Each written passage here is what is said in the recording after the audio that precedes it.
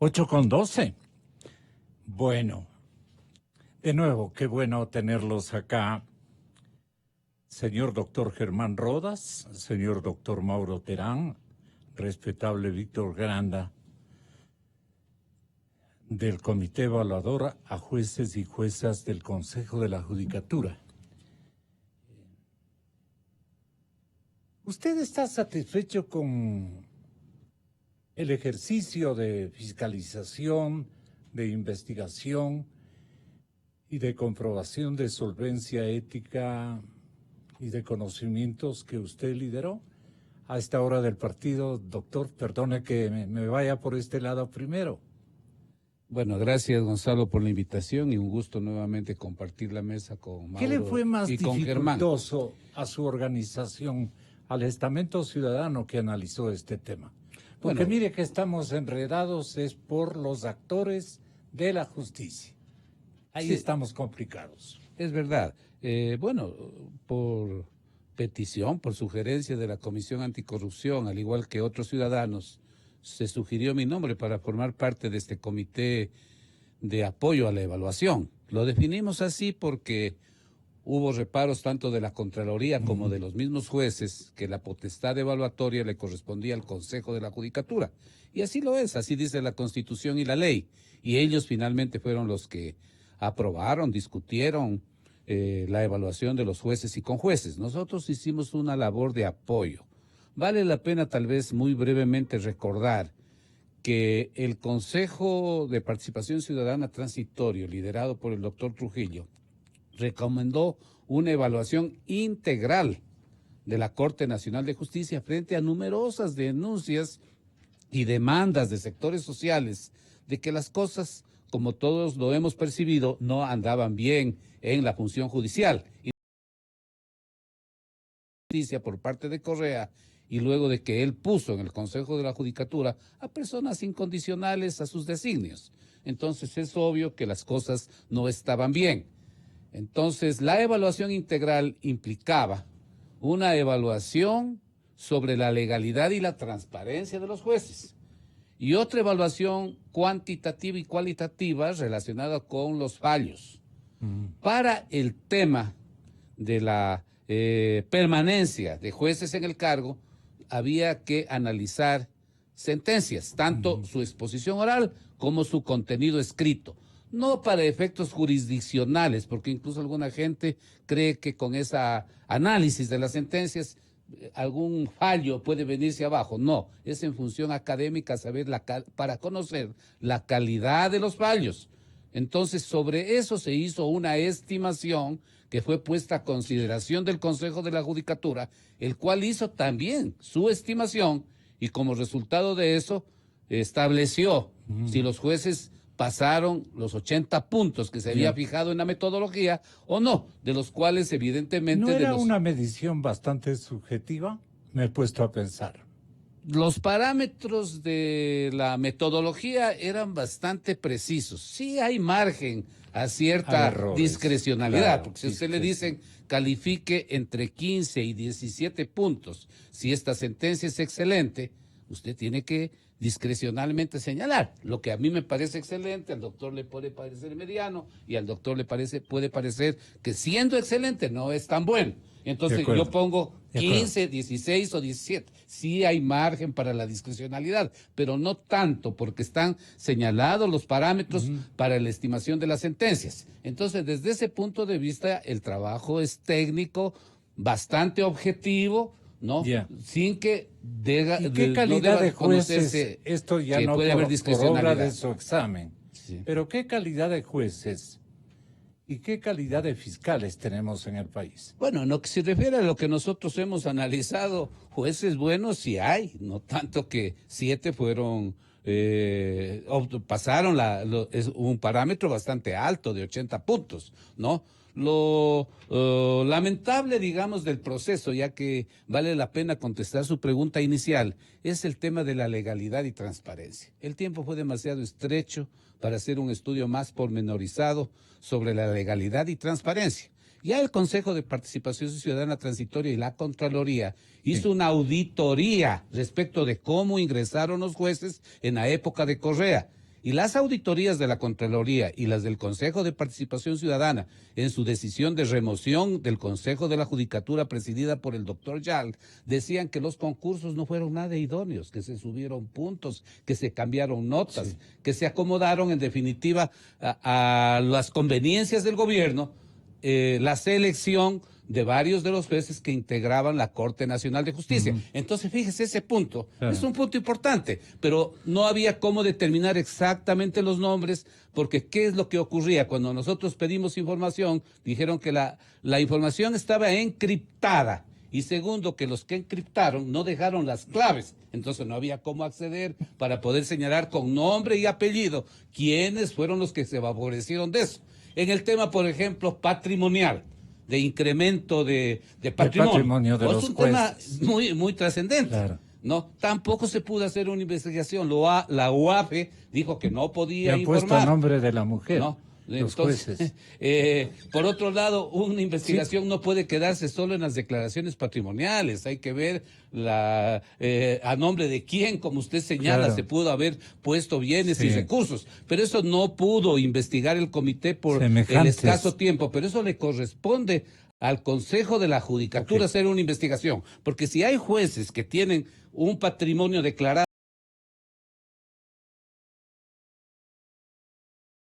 no hay cómo presumir que de hecho sea un resultado de la corrupción, porque nadie es tan, discúlpeme, tan imbécil en escritura pública, ¿no es cierto?, señalar que ha tenido un incremento ilegítimo del patrimonio. Pero en todo caso, a veces hay gente que sí comete esos errores, pero hay que llamarle al ciudadano a justificar. Es verdad, usted sabe, los avalúos que hacen los municipios, si usted, sus bienes estaban valorados en $200,000, con un nuevo avalúo que haga el municipio, a lo mejor sus bienes ahora cuestan 200, 400 o $500,000. Si eso es así, no hay ningún problema. Claro. Hay que aclararlo. Pero ese proceso tiene que hacerlo el Consejo de la Judicatura. Muy bien. Tanto la ubicación del favoritismo en la designación de jueces como estos temas de patrimonio, ¿no? Porque evidentemente el proceso de apoyo a la evaluación no pudo profundizar en esos temas.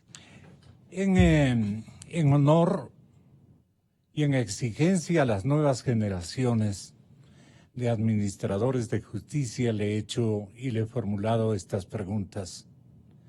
Con Y gusto. para algunos que se creen la mamá de Tarzán en viveza criolla, tengan cuidado. Alguna vez vendrá una mano fuerte, como intentamos ahora, con lo que tenemos en pendiente, en colaboración con ustedes, de resaltar el trasfondo real de la corrupción como tema general. ¿Cuál es el trasfondo real de la corrupción, señor doctor Mauro Terán? Porque todo el mundo nos preguntamos, ¿qué es el dinero de la corrupción? Esto estábamos hablando ayer. Y quiero recordarles que hace un año el excontralor Carlos Poli indicaba: yo alerté al expresidente Rafael Correa, le alerté y le dije, presidente Correa, le estamos robando, sería. Y es cierto, no le están robando, le estamos robando, pues Carlitos Poli, le estamos robando la plata mediante leyes creadas por Alexis Mera. Así le decía. Al presidente Correa un día que me llamó por teléfono, en que me decía que teníamos que hacer algo porque todos los contratos que se daban, inmediatamente se contrataba por 10 millones y terminaban por 20. ¿Pero por qué? Una de las razones fue porque le quitaron la facultad a la Contraloría y a la Procuraduría de emitir los informes previos de contratación pública. ¿Y quién hizo todas esas leyes? ¿Quiénes hicieron todas ese tipo de cosas que decía que eso hay que cambiar? ¿Quién hizo esas leyes? Alexis Mera conoce perfectamente porque en el gobierno del presidente Correa todas las leyes pasaban por manos de él, pues todas las reformas pasaban por las manos de él. Y le dije al presidente, con todo el respeto al presidente Correa, ya a estas alturas del partido, te han robado, le dije, te han robado mucho dinero, presidente, porque esto de permitir lo que hizo el procurador Diego García, de emitir primero un criterio. Cuando se lo pide la ministra de Obras Públicas, María de los Ángeles Duarte, le pide para que emita un criterio y le dice que hasta el 35% se puede contratar y con obras extras. Luego un alcalde de la costa le vuelve a hacer otra consulta a las pocas semanas y cambia de criterio y dice que se puede contratar hasta el 70%. Y a partir de ese momento, contratistas cogían los contratos como sea y luego sabía que iban a subirse hasta el 70%. ¿Cómo le parece, doctor Mauro Terán? Bien, como se ha señalado en múltiples... buenos días, Gonzalo, buenos días a los A contertulios, sus compañeros. Germán y Víctor, y buenos días a la audiencia. Se señala que el poder absoluto corrompe absolutamente. Lo que hemos vivido en los 10 años del correísmo fue un poder absoluto, lo que se llama con elegancia el hiperpresidencialismo. Y el hiperpresidencialismo obviamente genera una hipercorrupción. Y la hipercorrupción, con toda su estructura sistémica, con toda su estructura legal, que ya sabemos quiénes son los autores de toda esa estructura legal, está realmente vigente.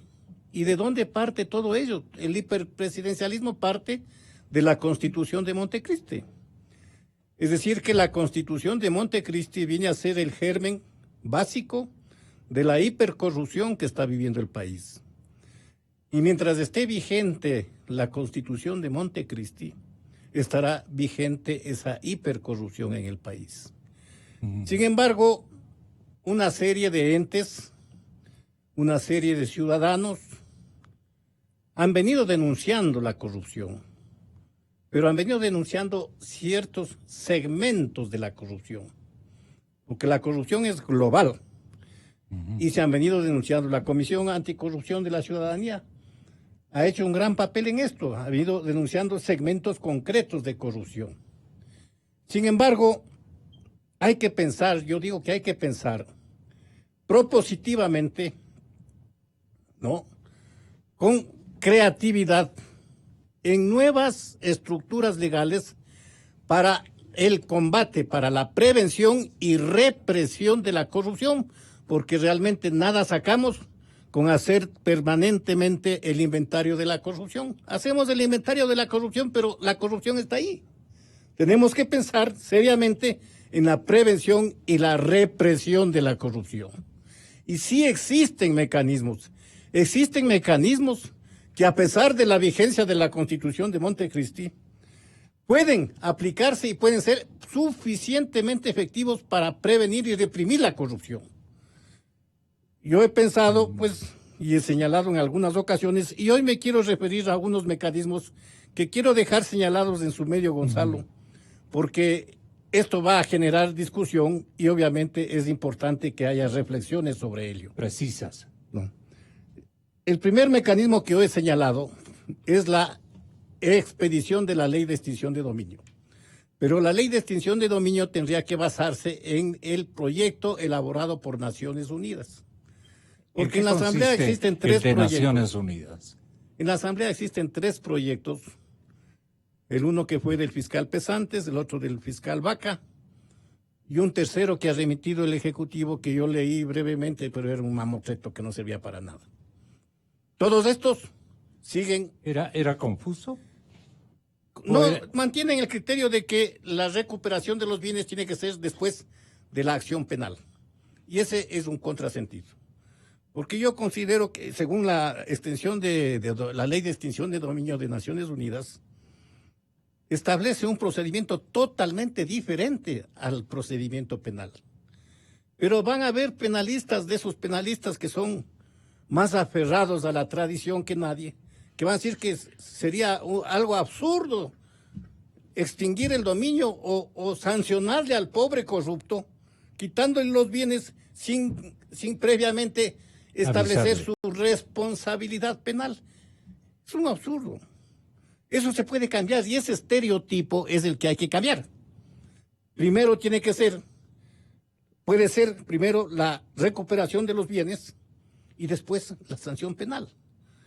Esto se puede hacer con esta legislación que está sugiriendo Naciones Unidas.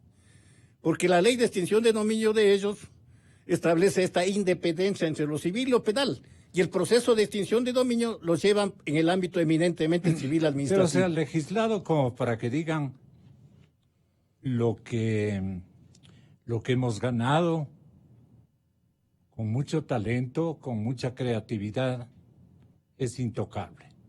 Da esa impresión. ¿Y por qué no recuperan el dinero robado? Me dicen mis nietos. Mire usted, los grandecitos. La ley de extinción de dominio es atemporal. ¿Por qué no recuperan el dinero robado, Mauro? Eso digo porque no estamos generando mecanismos, que sí se los puede generar. La ley de extinción de dominio es atemporal, o sea, no. Ahí simplemente se basa en el principio de que quien no pueda demostrar el origen lícito de un bien que lo adquirió ahora, lo adquirió hace 5 años, lo adquirió hace 10 años, pero no puede demostrar el origen lícito de ese bien, simplemente se extingue el dominio en beneficio del Estado. Y eso puede ir hacia muchos aspectos. Un segundo tema que vale la pena señalar, Gonzalo, ¿por qué es que no se logra recuperar los bienes? Y aquí me refiero a que existe la posibilidad de que hay falsas identidades legalmente otorgadas. Sería un contrasentido. Claro. Falsas identidades legalmente otorgadas. Nosotros conocemos y en muchas ocasiones se ha señalado que existen ciudadanos que ostentan más de una cédula de identidad. Ayer publicaron un tipo que tenía Inclusive 6. funcionarios de gobierno. Sí, 6 cédulas. Sí, hablaron de Con un... diferentes edades, características faciales, pero era el mismo tipo. Y son cédulas otorgadas por el ente que Correcto. legalmente otorga. Correcto. Eso es lo grave. El registro. O sea, existen falsas identidades legalmente otorgadas. ¿Y cuántas Quiere decir habrá? que el registro civil ha otorgado esas identidades falsas. Yo creí que era solo una potestad de los políticos. El momento que usted tiene una falsa identidad,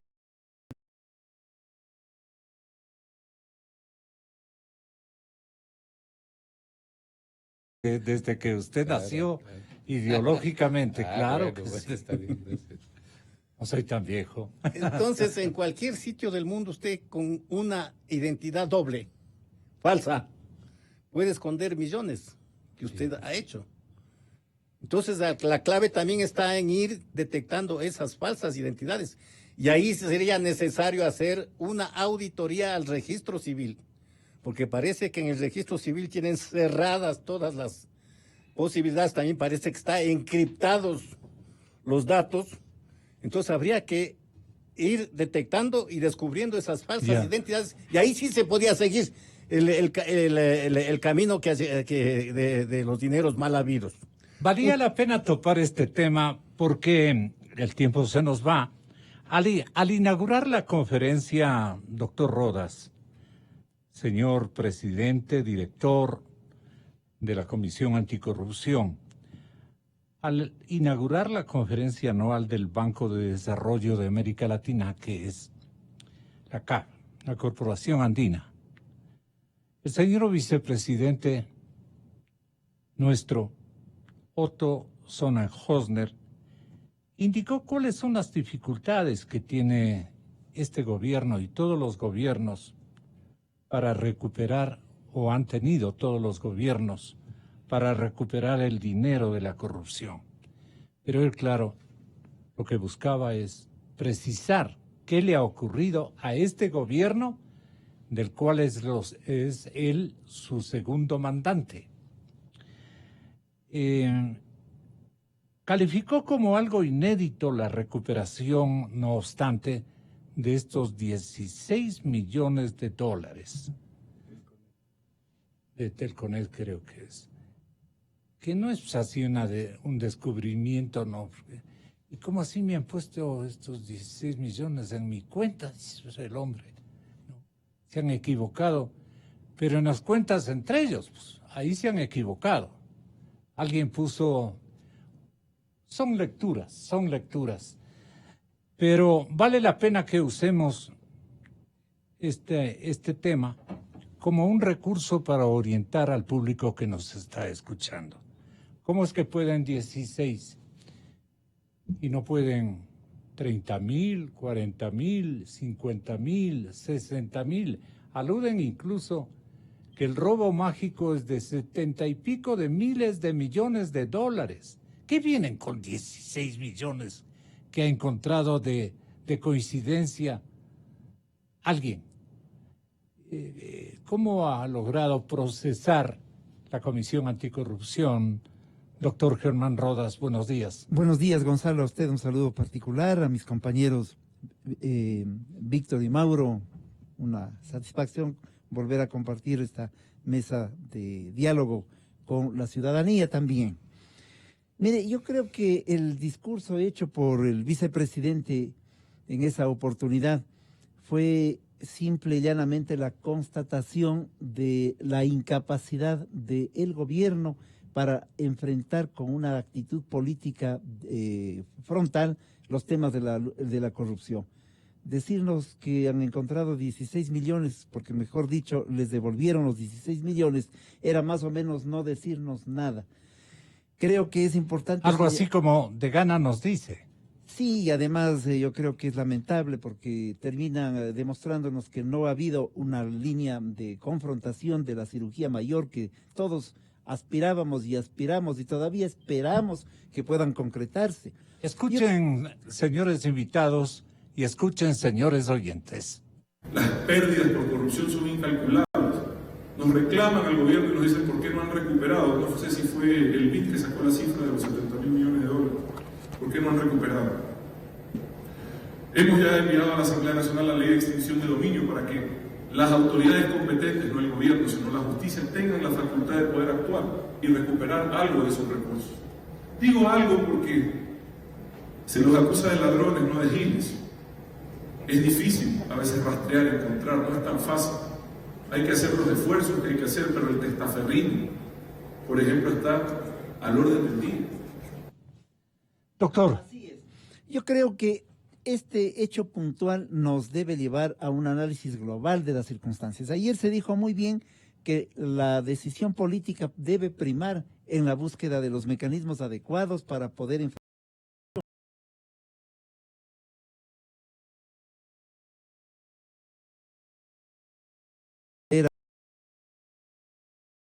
la comisión internacional que va a averiguar todo. Ayer decíamos, esa comisión concluyó su actividad y dejó haciendo el reglamento para su funcionamiento. Es decir, no hizo absolutamente nada.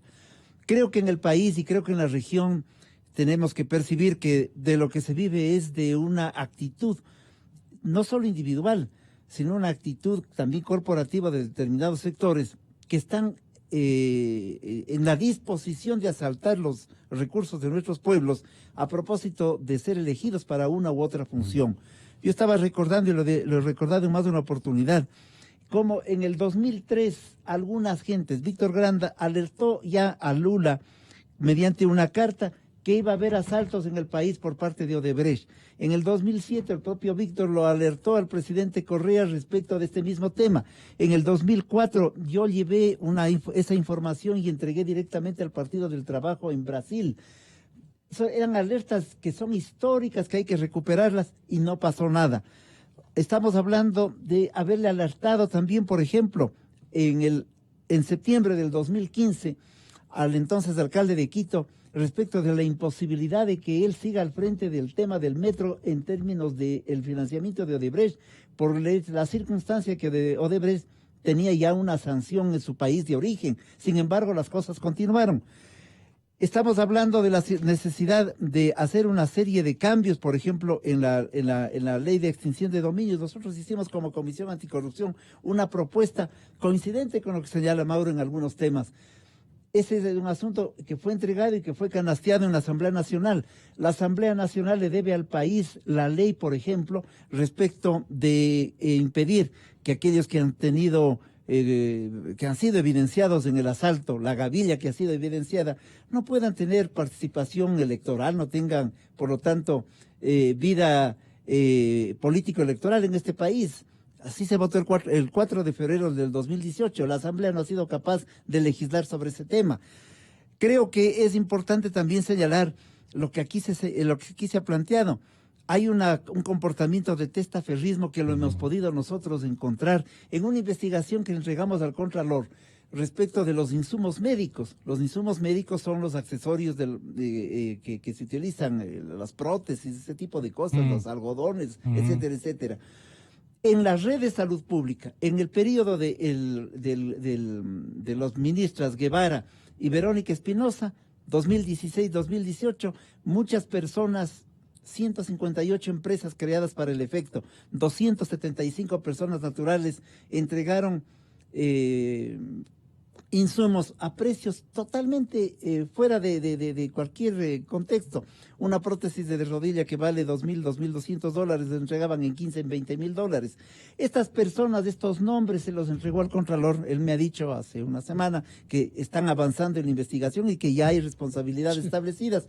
Pero hay personas a quienes nosotros hemos dado el seguimiento, estudiantes de la facultad, de alguna universidad, jóvenes de 22, 23 años, que no tienen la menor idea de que su nombre está constando para la utilización como usurpación de identidad, en definitiva, para efectos de los cobros. Y ellos no saben. Es decir, ellos no saben. En otros casos sí saben, porque hay gente que vende hamburguesas y que han vendido los insumos. Es evidente que sí tienen absolutamente conciencia del dolo. Eso es evidente.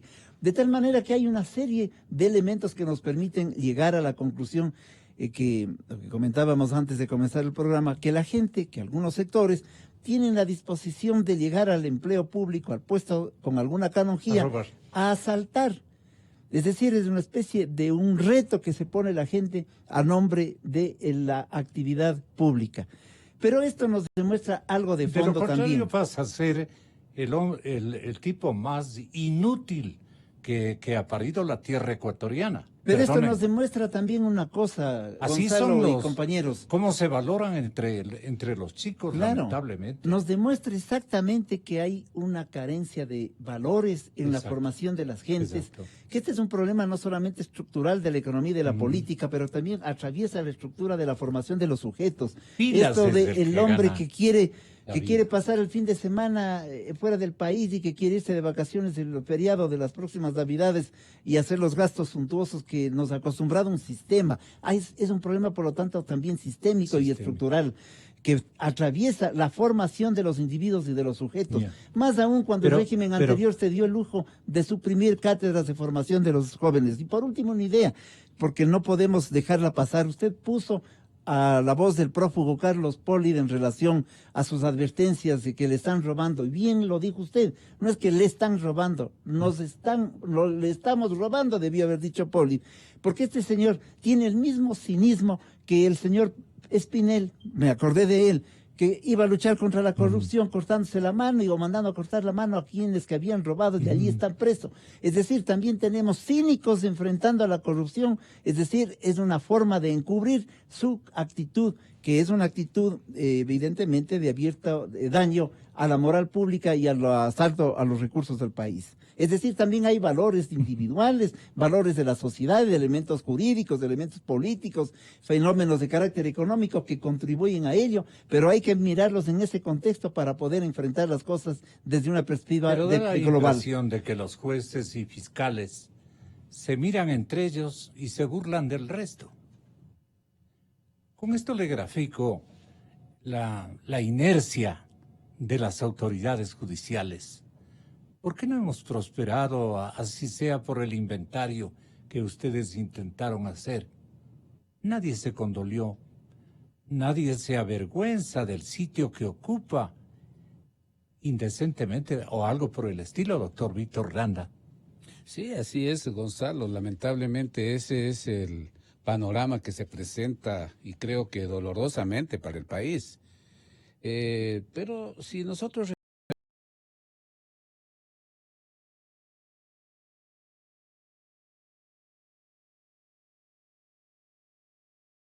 no solo están en el escándalo de Odebrecht y de la obra pública, porque también hay que señalarlo aquí con mucha claridad, Gonzalo, que la empresa corrupta Odebrecht no es la única. Habían otras empresas extranjeras que hacían procedimientos más o menos similares, ¿no? También el Club de Constructores Nacionales. ¿Acaso son unos angelitos los dueños de las empresas constructoras a lo largo de los años del Correato y de los gobiernos pasados en el manejo de la obra pública? ¿Acaso ellos no han sobornado a ministros y funcionarios para conseguir los enormes contratos que han tenido durante todos estos años? Vea en el caso del Y Perú. los capitales también, ¿de dónde proceden? De dónde proceden, ¿no? De dónde vienen, cómo los manejan y de qué manera se han relacionado con el sector público. Se han denunciado enormes escándalos de corrupción y de lesión a los intereses del país en el área petrolera, en la contratación petrolera. Tal vez es hasta más grande que la denunciada en el ámbito de la construcción de la obra pública vial, digamos, o de Odebrecht, ¿no? El tema de la deuda externa, ¿no? Dado enormes casos de corrupción y denunciados por la prensa, el señor Villavicencio, la Comisión Anticorrupción, nosotros mismos. Cuando Germán decía de la carta del 2003, también. ¿no? ¿Perdón? El señor Zurita también ha trabajado. ¿Cómo no? Los periodistas de investigación que escribieron hasta libros sobre la forma como se han dilapidado los recursos públicos. Pero Germán decía que en la carta del 2003 que yo le dirigí a Lula, le alertaba que se van a cometer actos de corrupción. No, yo le decía, ya se han cometido actos de corrupción a través del sistema irregular de financiamiento del BNDES. Porque la presencia de Odebrecht y de otras empresas extranjeras en el Ecuador no es solo en el gobierno de Correa. El gran negociado se inició de parte de Odebrecht en el caso del trasvase a la península de Santa Elena, en la época de Febres Cordero, luego en la época de Borja, luego en los gobiernos sucesivos, y obviamente el atraco mayor cometido por la empresa Odebrecht es durante el gobierno de Correa, que curiosamente al principio de su gobierno, y ahí iba mi otra carta a Correa, ¿no? Decidió sacarla a esa empresa acusándole de que había hecho mal una obra, que lo hizo mal, que nosotros lo habíamos alertado, ¿no? Pero resulta que eso solo fue un anzuelo, no solo para evidentemente reparar, maquillar la obra que estaba mal construida,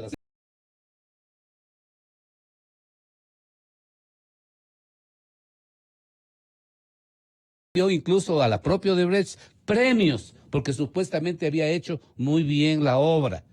¿Y quién denunció eso? La justicia norteamericana.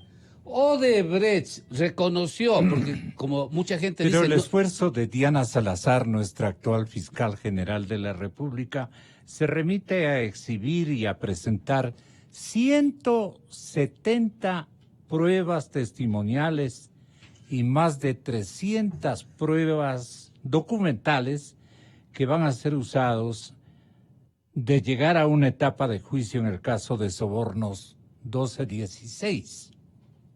Pero perdóneme, Gonzalo. La audiencia que se va a reinstalar este miércoles, o ya se reinstaló este día miércoles, si me corrigen ustedes, fue en horas de la tarde, con los alegatos de los abogados de los 24 procesados. Aquí está la compañera Valencia con este tema. Es el séptimo día en el que la Sala de la Corte Nacional de Justicia se adecúa para recibir a un considerable número de partes procesales y durante el cual la fiscal general Diana Salazar anunció las pruebas que usará para sustentar el delito de cohecho en un eventual juicio dentro del caso Sobornos 2012-2016. Durante 2 horas y en medio de tensiones y varios roces con los abogados defensores de los 24 procesados, leyó uno a uno los testigos llamados por Fiscalía.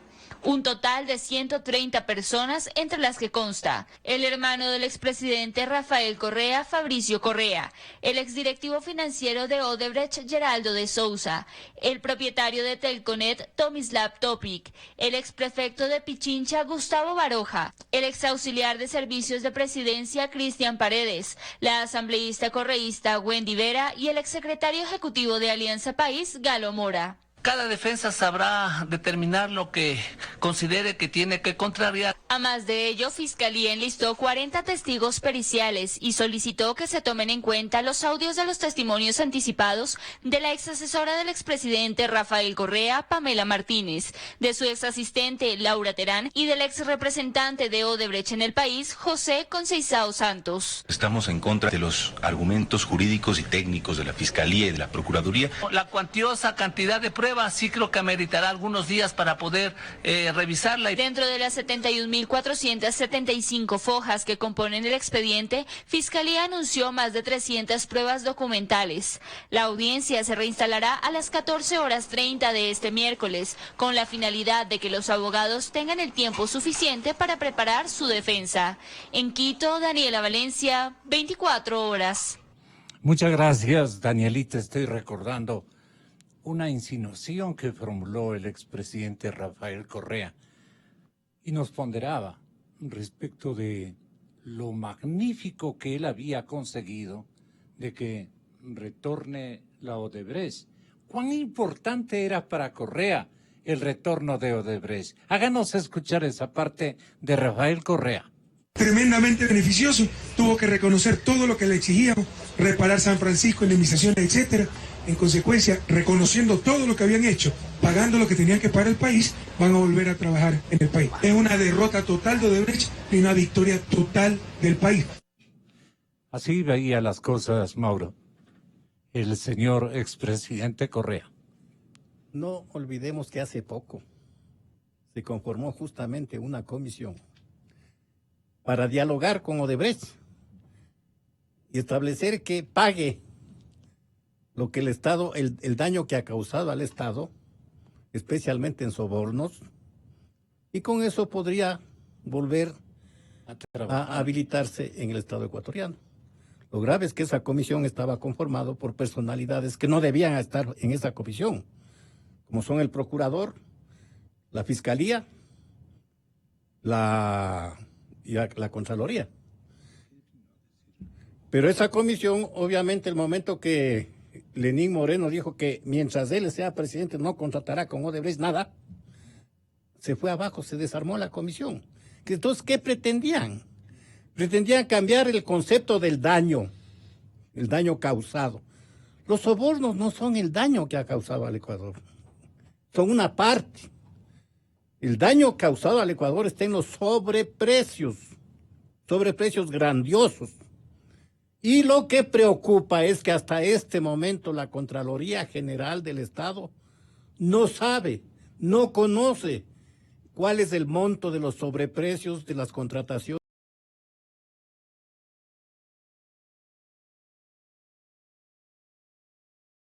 El monto de los sobreprecios con los consorcios nacionales, como señala Víctor. Entonces, eso sí es un vacío gravísimo. Yo no sé por qué la Contraloría no se ha especializado en la determinación de sobreprecios en este tipo de contratos del sector público. Eso debería ser un cambio radical en el quehacer de la Contraloría.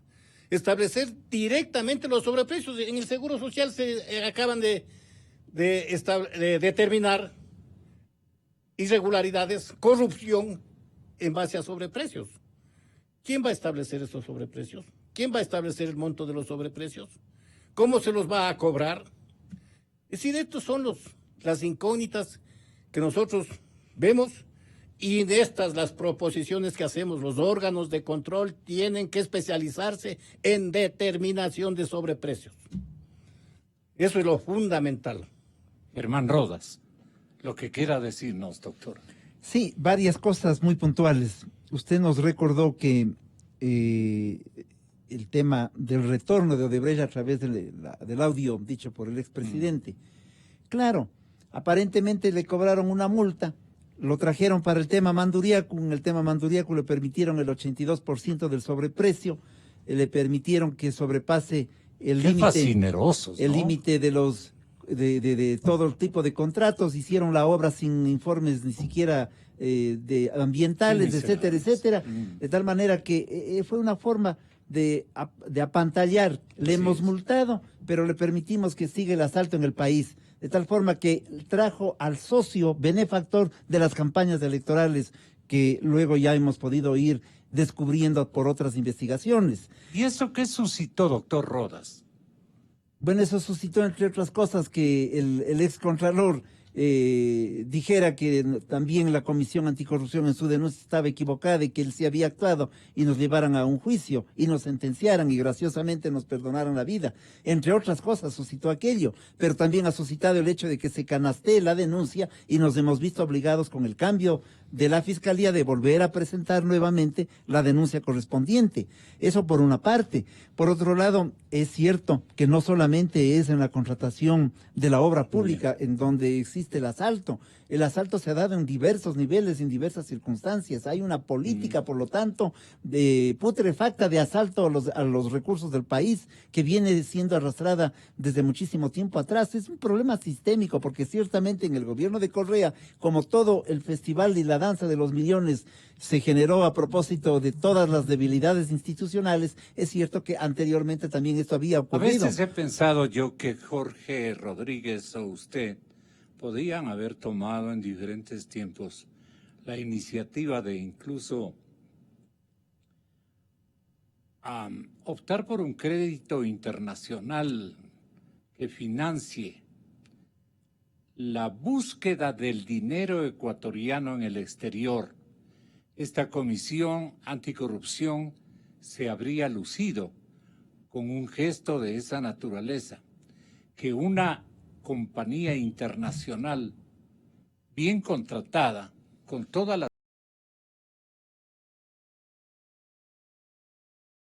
que podía haber sido pagado por el mismo dinero recaudado, o una especie de acuerdo de esa naturaleza que yo he leído en la prensa internacional, han optado otras sociedades, otros estados, otras repúblicas. Ahí creo que se quedaron muy hechos a las circunstancias.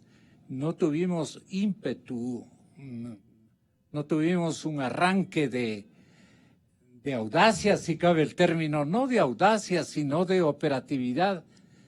Y claro, nos quedamos solamente contando lo que potencialmente se habían robado y especulando dónde podría estar ese dinero. Gonzalo, yo le voy a contar un hecho que podría ser no solo anecdótico, sino que ha estado es totalmente ilustrativo. En la única encuentro que tuvimos como comisión con el presidente de la República, Jorge Rodríguez, y yo concurrimos a ese encuentro, le dijimos lo que usted acaba de señalar, la necesidad de que se contraten empresas. Es más, se le entregó 3, 4 nombres de empresas que pueden operar en la búsqueda de los recursos, pero ellos no operan solamente con la búsqueda, obteniendo un porcentaje de la búsqueda, piden un anticipo enorme. Claro. Esto no podría ser la Comisión Anticorrupción, que no tiene espacio ni para sesionar, ni tiene una secretaria, porque es una comisión de la ciudadanía. Piden anticipos. Esto, piden anticipos enormes. Esto le correspondía al gobierno, le correspondía a esa secretaría que crearon anticorrupción, que terminó sin hacer nada, terminan diluidas. Son acciones que corresponden ya al Estado. ¿Cómo se van a autodenunciar pues, los gobiernos que han estado? Lo que corresponde es, yo creo que para rematar ideas centrales, es lo que ayer se planteó, la necesidad de los juicios en el país de origen de las empresas que han asaltado al país. Esa me parece una idea fuerte, una idea central que se lo ha señalado. Ayer lo planteó Víctor. ¿Podría ser operativa internacionalmente? Y creo que puede ser totalmente operativa. Me parece que es indispensable también abrir las antenas de la búsqueda de recursos en otros espacios, averiguarnos qué está pasando con los recursos petroleros, ciertamente. De tal manera que hay varios horizontes para trabajar en esta línea. ¿Cuánto se robaron Comisión Anticorrupción? Nosotros lo hemos dicho en el libro que se publicó, hablando de 35.000 millones de dólares, y hemos logrado hacer una ponderación de 10.000 adicionales, porque ese criterio era para el 2018, en el 2019 hablamos nosotros de 45.000 millones de dólares, que es casi un presupuesto nacional del Estado. Y entonces, así también nos faltan unos 20.000 millones. Claro. ¿Dónde están esos 20.000 millones? También se vuelve difícil Víctor cuantificar Granda? al detalle, ¿no? Si supiera, ya le hubiera contado, me va a decir. Sin duda, sin duda. Como siempre lo hemos hecho muy frontalmente y oportunamente, pese a veces a la incomprensión de nuestro propio medio, ¿no? Porque somos muy propensos a creer lo que digan otros, a veces desde fuera, pero a veces lo que señalan nuestros investigadores, periodistas o incluso gente que hemos hecho fiscalización, siempre se ve a veces incluso la denuncia bajo sospecha. En todo caso, yo quisiera agregar, porque un poco los lugares comunes en estos temas de la corrupción es no hay pruebas. Y segundo, ¿no es cierto?, solo se pone énfasis en los juicios por montos que son pequeños, pero los grandes perjuicios en el ámbito de la propia empresa Odebrecht, de las empresas constructoras nacionales, del petróleo, de la deuda externa, un poco han quedado en el limbo. Sí. La fiscal se ha dado el lujo de más de 200 y pico de pruebas. El procurador también está pontificando al acusar en el tema de sobornos. Son 23 millones de dólares. Yo no digo que no sean importantes, pero si esa pasión pusieran estos funcionarios y el propio gobierno en los temas grandes, donde hay miles de millones de dólares, yo creo que podríamos tener otros resultados. O sea, ¿qué falta, Gonzalo? Decisión política. Porque la propia Odebrecht reconoció, o sea, no es que le han acusado, dicen o no hay prueba, ellos reconoció que pagó 3.000 millones de dólares en sobornos en América Latina y en Ecuador. En América Latina y en África. Y luego que la propia Odebrecht pagó en estos años 2.700 millones de multas e indemnizaciones en Estados Unidos, en Colombia, en Perú. Y acá en el Ecuador, en los 3 años y más que va de este escándalo, recién nuestras autoridades se sientan a conversar. Señor procurador, señora fiscal, con los delincuentes no se negocia, se los enjuicia. Se les plantea el juicio, precisamente por los perjuicios que han ocasionado. El cálculo de los perjuicios, no es que no hay un cálculo. El cálculo de los perjuicios de Odebrecht al país se estiman que están en 800 millones de dólares, porque como decía Mauro Terán, el tema no solo es el soborno, el tema también es ese sobreprecio que incluso el señor Mera y el señor Correa, y ahí está su responsabilidad penal, autorizaron mediante reformas a la ley de contratación pública para que en este tipo de contratos, a través de los cuales se disfraza la corrupción, se podía llegar hasta el 70% de la obra. Y en ciertas obras, como Germán decía ayer, hasta se duplicó el valor inicial de la obra. Entonces no está tan difícil señalar los montos de la corrupción. Odebrecht adeudaba hasta el año pasado 180 millones de dólares en impuestos al Ecuador. Sería bueno preguntarle al SRI, ¿los cobró? ¿O también los remitió en el tema especialmente de los intereses de estos 178 millones a favor de Odebrecht? La Contraloría, en 31 informes planteados desde el 2007, en glosas y multas ha fijado 144 millones. Señora fiscal, sobre Manduriaco, sobre las otras, sobre la refinería del Pacífico, sobre Pascuales Cuenca, etcétera, las obras en donde se cometieron los mayores atracos. ¿Por qué no se ha iniciado en estos los juicios de peculado, pues? ¿No? Sí, lo de sobornos, claro, está un poco, digamos, en boga, ¿no? Correa dijo que si le demostraban que si hubiera él robado $1 o 1 centavo, se pegaba un tiro. Y después dijo, cuando le demostraron que se había llevado $6,000, no sé qué, en este tema de los sobornos, el baile o la fiesta de él y de Patiño, ¿no? Dijo que miren de lo que me acusan, $6,000. O sea, el señor tenía que haberse pegado 6,000 tiros. Porque si por $1 se iba a pegar uno, por 6,000 siquiera 6 tenía que haberse pegado, ¿no? Porque eso sí le han demostrado, claro. La gente dice, $6,000, ¿qué son 6,000? No dicen que se han llevado decenas, centenares, miles de millones de dólares. ¿Dónde está ese dinero? Entonces, le preguntemos, fíjese usted, ¿cómo le parece, Víctor? Sí. Me permito preguntarle a nombre de todos ustedes y de la población que nos escucha, al periodista de investigación, Cristian Zurita, ¿a qué conclusión han llegado ustedes de las indagaciones? ¿Dónde está la plata? Cristian, buenos días. buenos días con todos sus invitados, buenos días con la audiencia de Democracia. Muchas gracias por su gentileza de comunicarse con nosotros.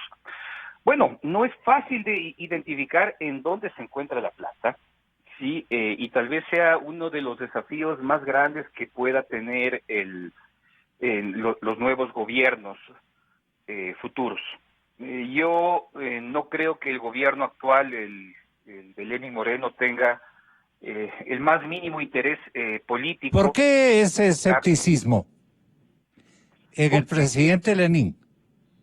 Porque ya ha quedado en evidencia, y nosotros incluso hemos publicado hace pocas semanas, hace pocos días, con pruebas, los hechos de que existieron empresas especializadas en procesos de rastreo del dinero, y que sin embargo de haber tenido importantes hallazgos para procesos futuros, para ver la forma en que se pueda recuperar los recursos que se encuentran en el exterior, nacionalmente no se ha dado un solo paso, pero un solo paso para poder generar las condiciones jurídicas para que eso pueda dar. ¿Y ustedes por qué no han atinado en la metodología de búsqueda?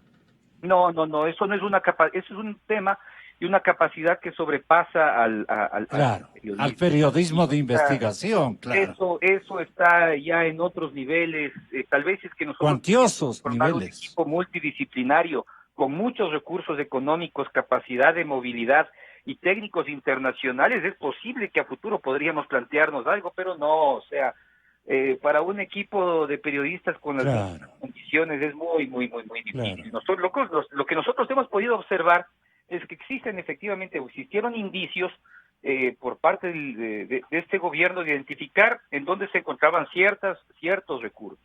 Tienen identificado otros recursos y sin embargo no han actuado, ¿sí? Sea por la justicia a través de indagaciones solicitadas de la Fiscalía, o sea por la propia gestión gubernamental generada a través de la Secretaría Anticorrupción. Ahí no vemos absolutamente nada.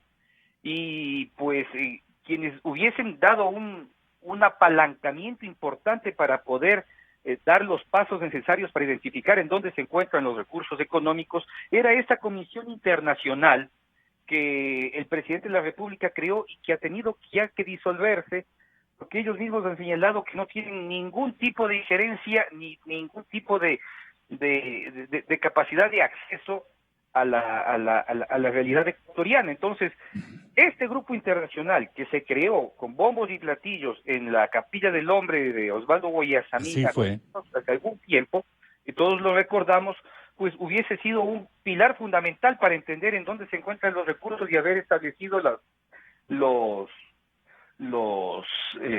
líneas de investigación para recuperar esos dineros. Yo personalmente creo que si el Estado hubiese invertido una cantidad de recursos importantes, hubiera recuperado 10 veces más. Es posible que sí, y al menos sabríamos en dónde están, y al menos las personas involucradas estarían perseguidas, porque podríamos tener una línea de los recursos offshore que se encuentran en buena parte del mundo, tal vez incluso dentro de la China, ¿no? Que es un país tan opaco y poco transparente que no permite el acceso y las investigaciones penales. Esto no podíamos esperar de Alianza País ni de la Revolución Ciudadana, indistintamente con sus respectivos líderes de turno. Ay, Dios mío. Señoras y señores, gracias a Cristian, gracias a todos ustedes, pero me resta pedirle a Mauro Terán que tenga la gentileza... Gonzalo, yo quiero decirle dónde está la plata. A ver, ¿dónde está la plata? La plata de los sobreprecios están en la empresa Odebrecht. O sea, esa empresa se benefició pues de eso. Las empresas que se beneficiaron en los contratos petroleros, ellos tienen la plata. Entonces, lo que sucede es de que nosotros generalmente perseguimos los sobornos y claro, tratamos de sancionar al funcionario. Pero entonces, hasta ahora el Estado ecuatoriano no enjuicia a las empresas. Se digna indicarle a nombre de esta comisión y de su personal liderazgo que lo advertimos y siempre lo ensalzamos al servicio de la causa ecuatoriana, ¿por qué usted no le reclama al señor abogado del Estado? El abogado del Estado y la Fiscalía tienen que enderezar acciones en contra de las empresas, pidiéndoles lo que ya ellas han pagado en otros países. Si en otros países han pagado ya una suma de 2.700, que le paguen al país respecto de las glosas, multas y otras sanciones lo que deben. Y por otro lado, que les paguen las indemnizaciones. En Estados Unidos, solo por el uso de la moneda y del sistema financiero, le sancionan a las empresas. Si es que aquí la justicia no funciona, señores del Estado, bueno, recurramos a otros tribunales internacionales y de esos países para exigir que estas empresas que tienen la plata de la corrupción le paguen, le indemnicen al Ecuador. ¿A mi noble paisana Diana Salazar le correspondería tal vez esa misión? Nada que ver, ¿no? Cambio de política tiene que haber ahí. El corrupto, hay que señalar, no le tiene miedo a la cárcel, está vacunado contra la prisión. No tiene miedo. Él más bien lo que trata es de cumplir los años de prisión que le han condenado para salir a gozar de lo ganado. El Estado tiene que empezar a endurecer las normas legales. Y yo pienso que hay que establecer, es decir, yo lanzo la idea para que se vaya analizando. Yeah. Pensar en la prisión por deudas de la corrupción. El doctor Alfredo Corral dijo algo sobre esto. Él mantiene la tesis de que el corrupto que tenga que pagar deudas, devolver dinero al Estado ecuatoriano, mientras no lo pague, no pueda salir en libertad. Eso es lo que acuérdese aquí que en el Estado ecuatoriano se suprimió la prisión por deudas porque se consideraba que ser pobre no es un delito. Pero se estableció una excepción. La prisión por deudas existe para las obligaciones de alimentos familiares. Por eso es que a quien no paga las obligaciones familiares, los alimentos familiares, se le puede coger preso. Establecerse bien, se puede establecer una segunda excepción. La prisión por deudas de la corrupción. Entonces, en este caso, el corrupto que no devuelve, que no paga al Estado ecuatoriano lo que se ha llevado, no puede salir en libertad. Ahí cambiaríamos. Es cuestión de cambiar los estereotipos legales que están en muchas mentes como cemento armado e impide que este país pueda tener nuevas perspectivas. A la Comisión Anticorrupción de Propiedad de la Ciudadanía Ecuatoriana, que la lidera Germán Rodas, le vamos a entregar este fiel testimonio y respetuosa sugerencia que elaboró en este programa de noticias Alfredo Corral. Se puede implementar una reforma muy simple al Código Orgánico Integral Penal, que consiste en que todos los sancionados por delitos cometidos en contra de la administración pública, como son cohecho, concusión, enriquecimiento ilícito, peculado, etcétera, etcétera, mientras no devuelvan los recursos económicos que robaron, no salgan de la cárcel, que no se extinga la pena privativa de la libertad por más que se haya cumplido el tiempo establecido en la pena, mientras no devuelvan los capitales que robaron. Exa FM. ¿Por qué, señores parlamentarios actuales, no proceden con eso? A ver, señores legisladores de este momento. Pedí esperas al lomo. ¿Por qué se resisten a crear una dimensión de reforma legal de esta naturaleza como para facilitar las cosas? O los jeques de cada sector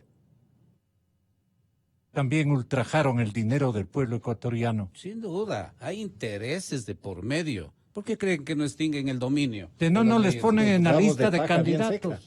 Pero lógico, pues, o sea, digamos, ¿por qué Pedazo las de reformas pillos. legales se han quedado a medio camino en el Congreso? ¿Por qué? ¿Por qué los socialcristianos votan con los correístas? ¿Por qué?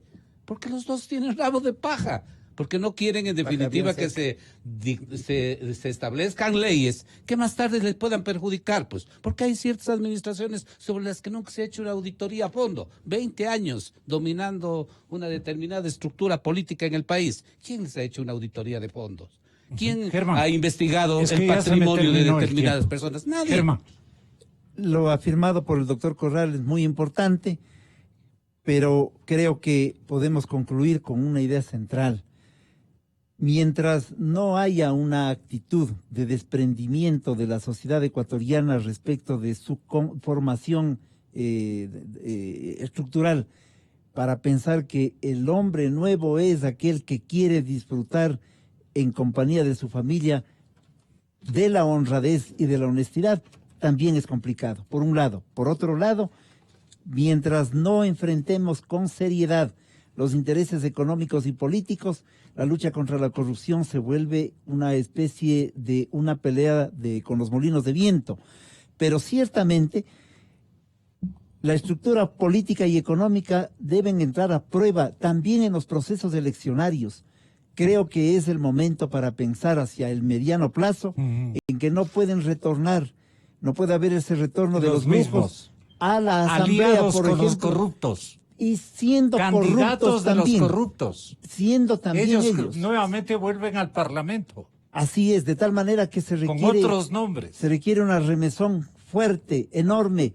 Se requiere que De parte nuestro de país los actúe electores. aquello, desde los electores, desde el conjunto de la sociedad. Una idea final que yo quiero señalarlo porque lo planteó el doctor Terán, es decir, esta comisión de la reparación que invitó a la Comisión Nacional Anticorrupción para que se reuniera con las entidades del Estado y con Odebrecht, no ha funcionado en realidad. Es decir, que ni siquiera la reparación está planteada. Sigue siendo un discurso. Creo que la Procuraduría, la anterior, que pasó de agache, calladita, porque el doctor García nunca habló ni dijo nada, que debería ser investigado y averiguada las causas de su silencio. Él es el chico silencio versión 2 en el país, el doctor García. Y creo que en la actualidad también hay un discurso que se queda en los 23 millones. Este es un país asaltado en el fondo, de manera violenta. Creo que hay varios temas que se han recuperado entre el día de ayer y hoy, y con las opiniones dichas por otros entrevistados en otros momentos. En el país de origen de las empresas hay que actuar. Creo que es indispensable. Es una idea central que puede salir de este programa. Se vuelve indispensable convocar a la población para decirle: aprendamos a elegir y no a los empleados de los corruptos, como también se ha concluido, y que es necesario variar la legislación con acciones que evidentemente pongan en la prisión por algún tiempo, porque habrá muchos GLAS que están ya en la calle y algunos por salir. GLAS está a 1 año y pico de salir a disfrutar los recursos porque nunca le atacaron por el lado de lo que había que hacer. La sentencia debió haber sido por peculado, no por asociación ilícita, no por tener malos amigos. Él se llevó la plata del Estado, está purgando y puede salir. Y después de unos años puede ser candidato por alguna organización. Lo propio puede pasar con Espinel. Hay que modificar las cosas desde el convencimiento que los cambios de fondo son importantes y que la estructura de pensamiento de la comunidad y desde luego el pensamiento político y económico son parte de un gran debate en donde los elementos confluyen para llevarnos a la situación que hoy hemos comentado y que lo hacemos con amargura, porque hablar de la corrupción no con expectativas y mirar siempre el futuro con nuevos horizontes. Esa juventud también actual debe participar de la construcción de esos nuevos horizontes. No vale que ustedes, señores oyentes, no conviene, no es lícito, no es de ciudadanos de bien volver a votar por los mismos que se han alzado de hombros frente a esta enorme responsabilidad que tiene el Parlamento ecuatoriano con la población nacional. Por eso, doctor Alfredo, que quede graficado, memorizado por la sociedad ecuatoriana esta alternativa y este exhorto que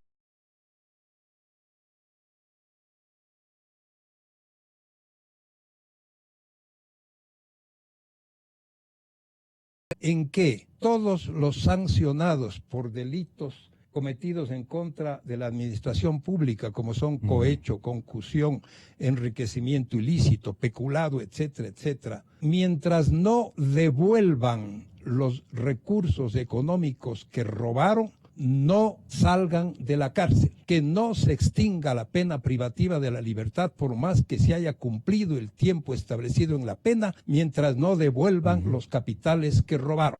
Con toda la fidelidad, con toda la fidelidad. Un manejo informativo solvente. Democracia. Inicio